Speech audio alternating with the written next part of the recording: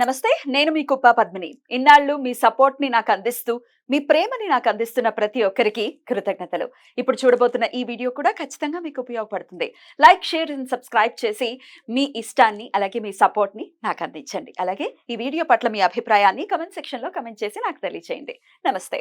నమస్తే. Welcome to our channel. నేను కుప్ప పద్మిని. ప్రస్తుతం మనతో పాటు ప్రముఖ ఆధ్యాత్మికవేత్త, సూర్య ఉపాసకులు, sun spiritual society founder Vikramaditya garu ఉన్నారు. మాట్లాడదాం. సార్ నమస్తే సార్. సూర్యోస్మితలు. సార్ రేపే మాఘమాస బహుళపక్ష ఏకాదశి. ప్రతి ఏకాదశికి ఒక నామం ఉండటం, దానికి చాలా వైశిష్ట్యం ఉండటం, ఆ ఏకాదశిని వినియోగించుకోవడం ద్వారా మనకున్నటువంటి ఈతి బాధల నుంచి బయటపడటం, స్థితికారకుడైన విష్ణువే మన బాధల నుంచి ఖచ్చితంగా మనల్ని బయటపడివేస్తాడు. అందులో ఎటువంటి సందేహం లేదు.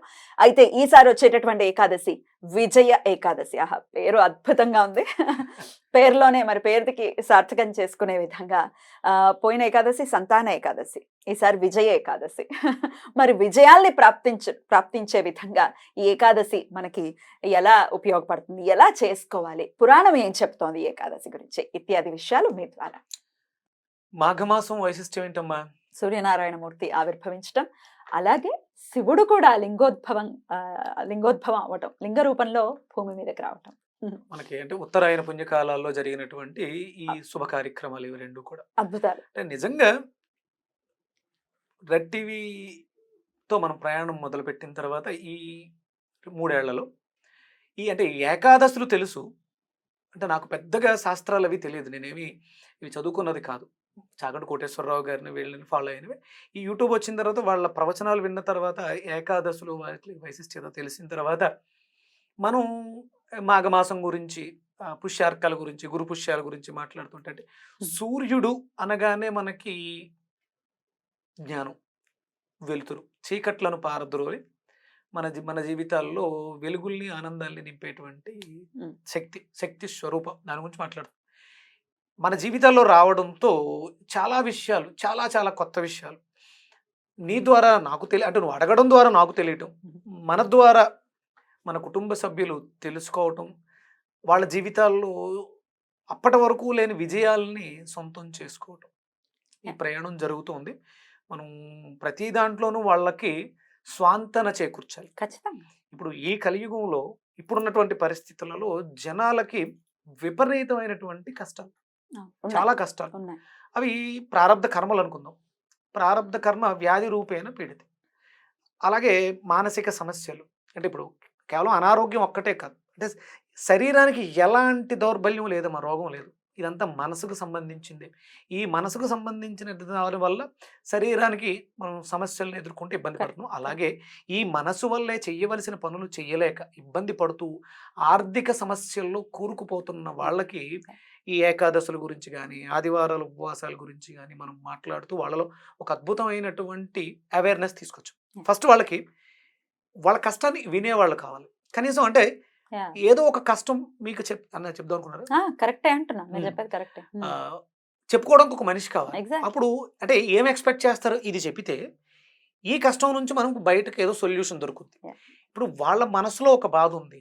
ఆ బాధకి వినడానికి మనిషి లేకపోయినా ఇది చేస్తే, ఇది ఆచరిస్తే దారి దొరుకుతుందేమో అని అనిపించే విధంగా మనం చేసినటువంటి ఇప్పటివరకు చేసిన వీడియోస్ వాళ్ళ కష్టానికి సొల్యూషన్. ఎస్, నేను ఇది అడుగుదాం అనుకున్నాను, ఇది చెప్పితే వాళ్ళు విని మనకేదో సొల్యూషన్ చెప్తారు.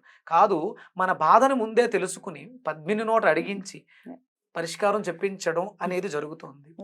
ఇక్కడ ఇదంతా ఎందుకు మాట్లాడుతున్నానంటే విజయ ఏకాదశి అంటే చాలా ఏకాదశులు చూసిన, సంతాన ఏకాదశి ఇవన్నీ చాలా చూసాం.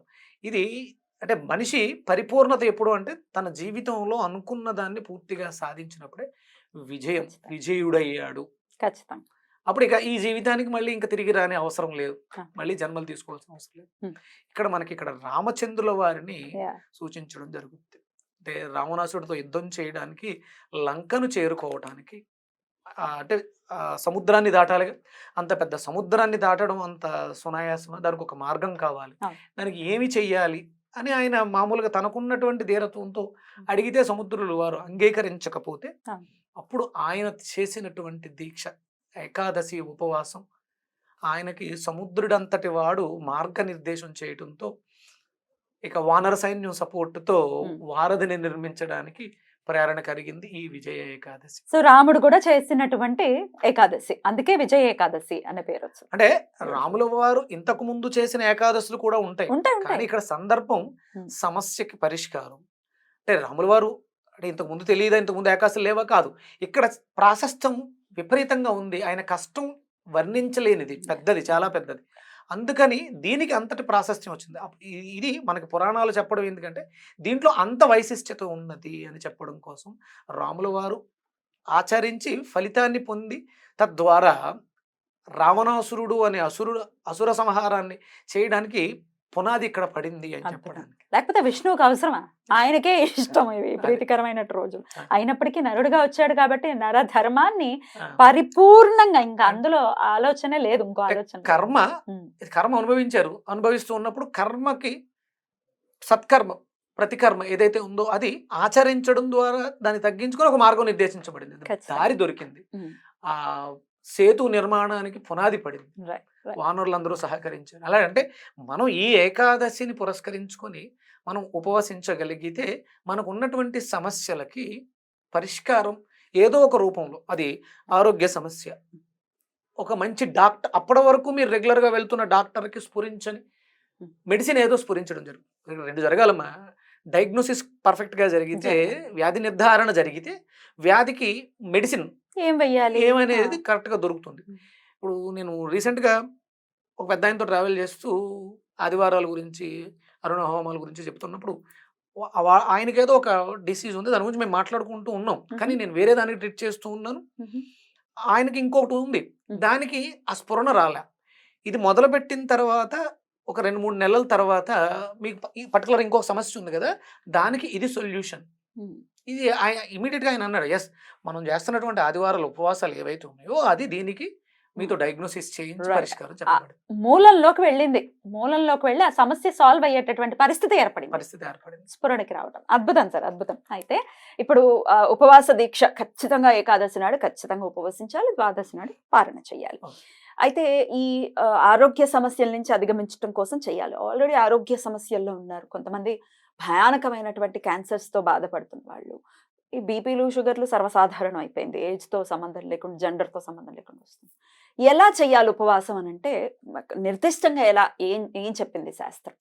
లంకణం పరమౌషధం అమ్మా. అంటే అనారోగ్య సమస్యతో బాధపడుతున్నప్పుడు అనారోగ్యం ఎందుకు వచ్చింది అంటే మనం అన్య పదార్థాన్ని తినకూడనిది తినడం వల్ల అనారోగ్యం వచ్చింది.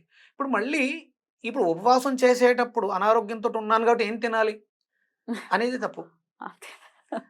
ఉపవాసం అంటే లంకణం పరమౌషధం. అంటే మందులు వేసుకోవాలి కదా, తినకుండా వేసుకుంటే గ్యాస్ట్రిక్ సమస్యలు వస్తాయి, అప్పుడు ఎలా అని అడిగితే, ఒక ఐసీయూలో పేషెంట్ ఉన్నాడమ్మా, వెంటిలేటర్ మీదే ఉన్నారు, వాళ్ళు మందులు ఇస్తూనే ఉంటారు, ఫుడ్ ఏం బెటర్, అక్కడ ఫ్లూయిడ్స్ తో మేనేజ్ చేస్తారు. మనం అంతే, ఎవరైనా అంతే. ఇప్పుడు అత్యవసర పరిస్థితుల్లో, ఎమర్జెన్సీలో ఈ పేషెంట్ ఫుడ్ ఇడ్లీ తిన్నాడా, టాబ్లెట్ వేయాలి అని ఆలోచించారు, వాళ్ళు మెడిసిన్ ఇస్తారు, మెడిసిన్ అది ముందే, కానీ ఇక్కడ లిక్విడ్స్ రూపంలో ఇస్తారు, సెలైన్. అలాగే మనకు కూడా జ్యూసెస్ రూపంలో తీసుకోవాలి తప్ప, అంటే ఇప్పుడు మనం ఏదైతే తిన్నామో అది మనల్ని ఇబ్బంది పెడుతుంది. ఇంకొకటి చెప్తాను, అంటే నాకు చాలా గర్వంగా అనిపించింది ఏంటంటే, మనం ఏదైనా ఒక టాబ్లెట్ మెడిసిన్ లోపలేస్తే ఏది వేసినా సరే పొట్టలోకి వెళ్ళి లివర్లో డివైడ్ చేసిపడి అక్కడ నుంచి ఓ 5% మాత్రమే రోగానికి వెళ్తుంది మందు, మిగతాది వేస్ట్.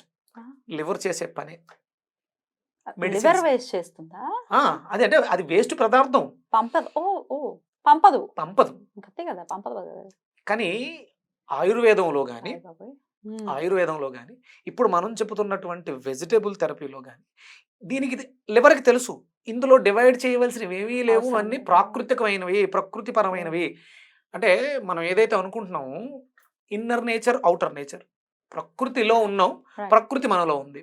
నాకు రీసెంట్గా ఒక స్టడీస్లో వచ్చిందమ్మా, 177 మిలియన్స్ బ్యాక్టీరియా, అంటే నువ్వు వేరు బ్యాక్టీరియా వేరు కాదు, నువ్వే బ్యాక్టీరియా, మనం కూడా బ్యాక్టీరియా, మనలో బ్యాక్టీరియా ఉంది, మనం బ్యాక్టీరియాతో పాటు సహజీవనం చేస్తాం, సమూహంతోనే మనం.